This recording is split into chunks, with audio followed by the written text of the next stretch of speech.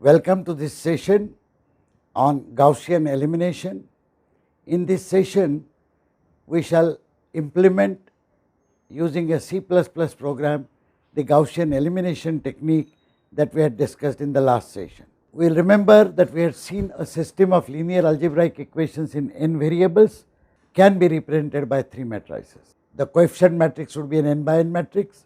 There would be an array of n variables whose values are to be determined and an array of corresponding RHS values. The Gaussian elimination technique, we recall, reduces the coefficient matrix to upper triangular form, making corresponding changes to the right hand side array, and we then use back substitution to calculate values of all variables. Here is a quick recap of some of the representation.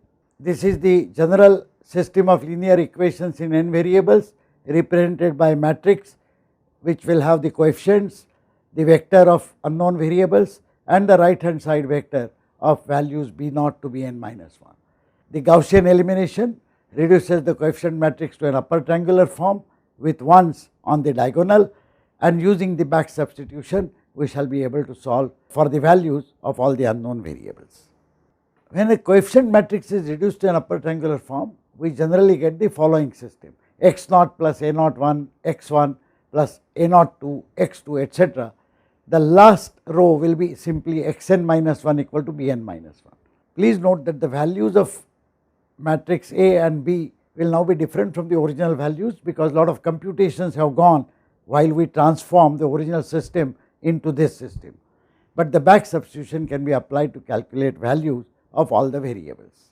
Just as a demo, a system of equations in two variables which we had 2x plus 4y equal to 8 and 4x plus 3y equal to 1, we can represent x by x0 and y by x1.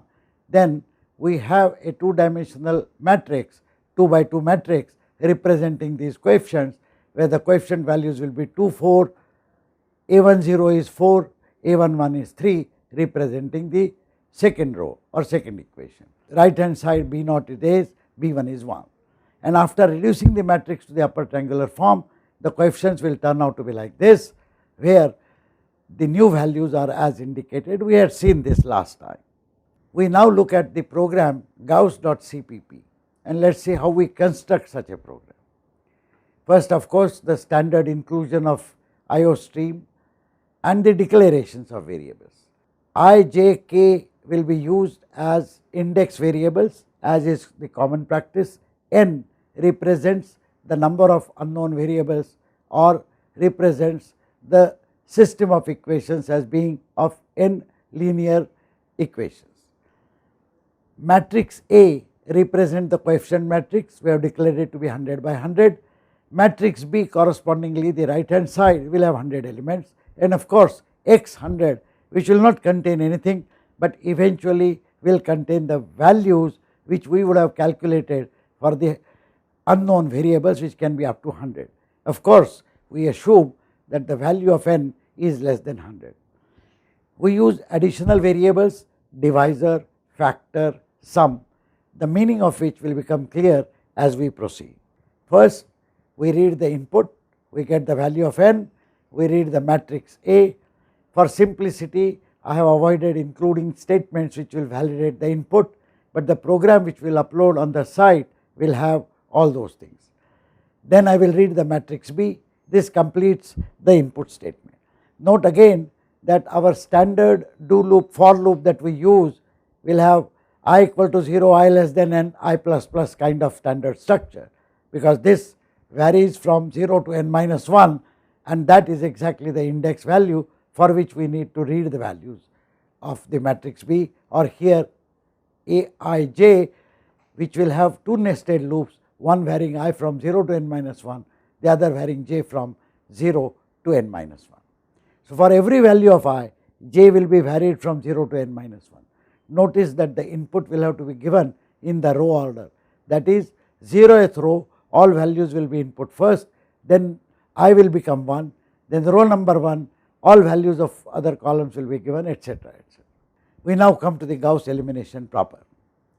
Please note that our objective is to get 1 on the diagonal. we start with the first row I equal to 0. Now here the mat aii element need not be 1 originally, but whatever is that element, if we divide the entire row by that element, obviously on the diagonal we will get 1. So we just look at this value, capture it as a divisor variable value and assign 1.0 directly to this. There is no need to divide obviously, because the divisor is same as the value.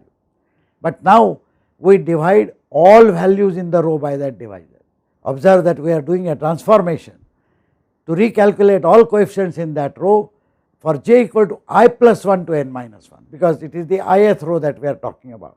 So we recalculate I comma jth element of mat A by dividing that element by divisor. We also divide the corresponding right hand side element. So mat Bi is also divided by divisor. Notice what we have done. We have actually transformed the original system by replacing the 0th row by a new row, but which is derived by multiplying that 0th row, original 0th row, by a factor. In this case it is the divisor by which we are dividing. Now if we redo the same thing again and again for I equal to 1, I equal to 2 and I equal to n minus 1, we would have got all of these corrected. Let us look at the subsequent sequence. We have subsequent rows, and in the subsequent rows below this diagonal we need to get all zeros. We now apply the second transformation, namely we subtract the appropriate portion of the ith equation from the next row. So for if I plus 1 is less than n, then for k equal to I plus 1 to k less than n, that is a k to n minus 1, we now calculate a factor which is nothing but mat A ki.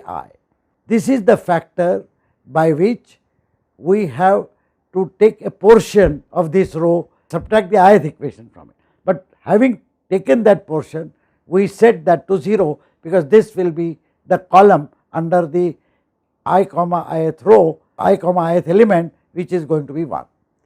So for j equal to I plus 1 up to n minus 1, we recalculate k comma jth element by subtracting from it a factor times mat ai comma j. Observe ai comma j is the original row we are looking at, and a factor of that is subtracted from the kth row, and we do this for all values of k from I plus 1 to n minus 1. We do not forget to appropriately modify the kth element of matrix B as well.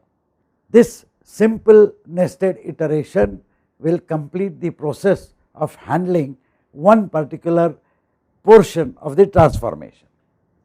Now we back substitute starting with the last variable.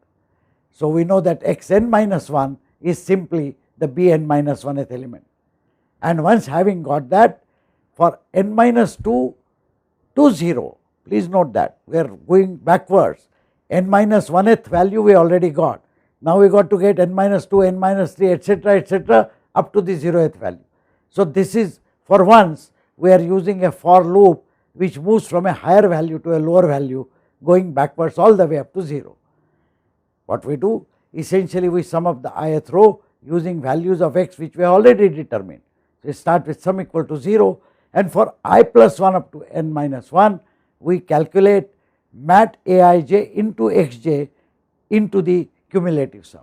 Notice that all these xj's have already been determined previously, because j starts only with I plus 1 onwards. Having done this, I simply calculate ith element of x as mat bi minus sum, and when I do that for all values of I would have actually solved the system. It is a very simple, elegant and neat looking solution. Some of you might have difficulty in understanding this in the first instance, but please read this program and also try to execute this program. We need to output the results. So these are standard output statements. First you output the matrix, which is the upper triangular matrix, and then you output the values of x. Here are sample input and output results for your benefit. We have run this program with n equal to 4, the matrix A having these values, and matrix B having these values. You can simply input these values one after another, starting with 4, then this row, and so on. When you do that, when the program is executed, you will actually get these results. First, the matrix A will be printed, which is reduced to upper triangular form. It will be printed something like this, and then values of the variables of x will be printed as 1, 2, 3, 4. In summary then, in this session we wrote a C++ program to implement the Gaussian elimination method for solving simultaneous equations. We saw sample input for a system of 4 equations and the results. Please note that this program is also available on the site as gauss.cpp. Feel free to download it, load it into your code blocks or any other environment in which you are executing these programs, and try it out for these input as well as other input values. Please do look at the problems that you might get when the values that are input represent a peculiar variant of a system of simultaneous equations. Those are the issues which are left to experts in the simultaneous equations, but as far as programming is concerned, you are now equipped to write programs similar to this. Thank you.